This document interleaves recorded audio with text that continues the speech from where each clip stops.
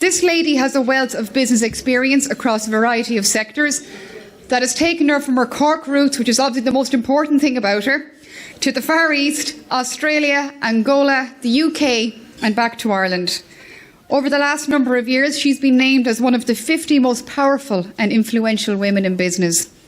She's also included in the CEO 100 Index and invited to become a member of the International Women's Forum, an invitation-only membership organisation. I'll probably never make it myself, but you know. As CEO of Coillte, Ireland's state forestry company, she's now responsible for managing 440,000 hectares of forested land across the country. And if that wasn't enough, I'd say, is she busy enough? She's also an accomplished adventurer, has hiked extensively in the Himalayas and climbed 2 of the 7 summits of the world. And we're not done yet.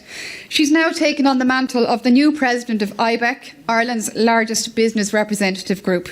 Ladies and gentlemen, it is my pleasure, and please welcome our 2022 recipient of the UL Alumni Award for Outstanding Contribution to Business, Ms. Imelda Hurley. Once we have presented the award, Imelda is going to come up here and share some of her pearls of wisdom so that we can maybe achieve 1/10, maybe even 1/100th of what Imelda has. Imelda, Cavardachas, welcome. Thank you. Now, I suppose one of the big questions everyone here is wondering, you've had so much success in your career to date. You're a real champion for workplace wellbeing, equality, diversity and inclusion. And that's something we like to hear, as most of us are employees. But can you tell us, why is that so important to you? We spend a huge amount of all of our lives at work, and it is an important part of everyday life. And I just believe that people have to be given a safe and really comfortable space to work in. And by people having that space, it really allows them to be the very best they can be at work, but also not to be bringing the stresses of work home, because we all need to live a life as well as to work. And today we have to recognise the importance of diversity, equity and inclusion. And I know in the couple of years that I spent living in Hong Kong, working in China, that I was one of the people that needed to be accepted, albeit I looked different, I didn't speak the language, and the huge welcome that I received when I was in China really made me focus on the importance of creating a workplace with diversity at its core. So I'm now fortunate as the CEO of Coillte to have the ability to influence that on a daily basis. And amen, and preach that gospel. I think so everyone will agree with you there. And just to add on to that, you're now the new president of IBEC, which is a crucial role. And obviously we're coming into challenging waters, not just in Ireland, but around the world. We've a challenging period ahead. We may have a recession looming. Inflation, we all know about that, and a cost of living crisis. So out of all that, what's your focus going to be for the year ahead? As I think about the challenges that we're facing as a society, there is a reality that the really urgent issues will always get focus. We saw that during the pandemic. Everybody came together and solutions were found. Today, the cost of living crisis, the energy challenges, the dreadful war in Ukraine, people are focused on trying to identify solutions and ways forward. They are urgent issues, and my focus, in addition to supporting and discussing urgent issues, is to ensure that the really important and fundamental issues of our time are not forgotten because of the urgent issues. And as business leaders, we need to ensure that we focus on the climate emergency and the biodiversity crisis, because they will ultimately create challenges for our planet. I think we're seeing a very, very mild November. We have to reflect and wonder if that is climate change in action. So I'll be very much championing the importance of ensuring that we bring focus to the need for climate solutions, to the need to support biodiversity, in addition to dealing with the urgent challenges. Now, you're no stranger to awards with everything you've managed to achieve, and you're a recognised leader there in the field in Ireland and Europe and further afield. But like getting a personal award now from your old alma mater now, is that special? It's really, really special. It means the world, actually.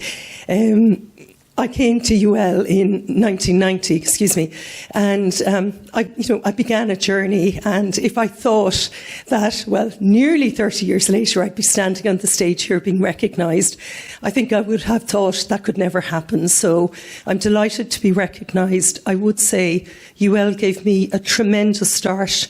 The cooperative education was one of the big reasons that I came to UL. Growing up on a family farm, we didn't have a background in business, and today here I am. Well, I think that deserves a round of applause, doesn't it?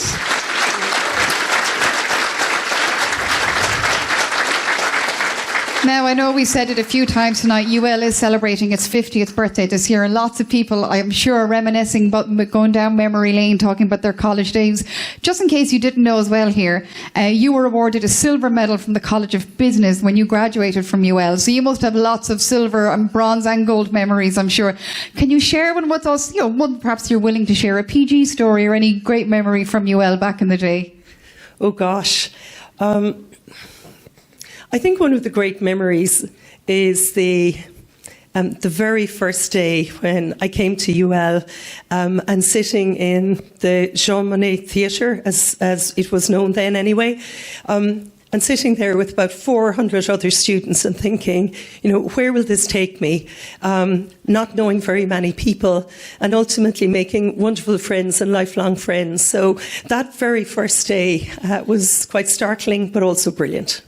Finally, we've heard a lot about your love of endurance sport and what you do to relax, which is what most people would do to feel rather unwell, but it's your relaxation. We won't judge. Tell us, what's your next adventure? So I am currently training to climb a mountain called Aconcagua in Argentina. It would be the third of the 7 summits that I will attempt, and I use the word attempt on the basis that only 30% of people that attempt a summit usually get there. So for me, it's also very much around the journey.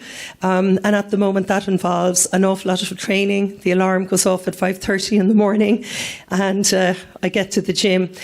But I will stand back and say there's a reason that I do this, and it's because I've learned over the busy life of work that you really have to have other things to do and to enjoy.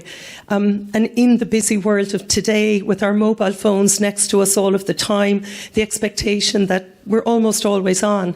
The wonderful thing about these challenges is there's no mobile phone coverage. The focus is literally on how am I going to get from A to B today. And at the end of the day, I'm going to rest as much as I can until tomorrow. And I'm going to keep attempting to take steps forward every single day. I just find it hugely refreshing for the mind and the body, despite the fact that I always come home a little exhausted. So that is the next challenge. Well, I think we all look forward to see how you get on, but I think you're the living embodiment, Imelda, of it is not about the destination, it's about the journey. Thank you so much for sharing a bit of your journey with us. Everyone, Ms. Imelda Hurley, for Amila Margaret. May I?